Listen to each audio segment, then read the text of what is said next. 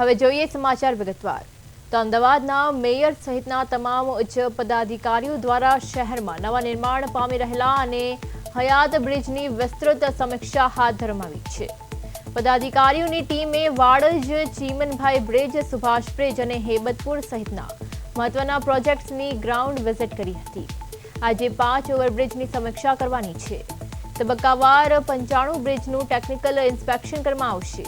જો કે કામગીરીમાં બેદરકારી અને વિલંબ બદલ બુટ ભવાની બ્રિજના કોન્ટ્રાક્ટરને ₹12 લાખ, મકરબાના કોન્ટ્રાક્ટરને ₹15 લાખ અને હેબતપુરમાં ₹10 લાખનો તોતિંગ દંડ ફટકારાયો છે।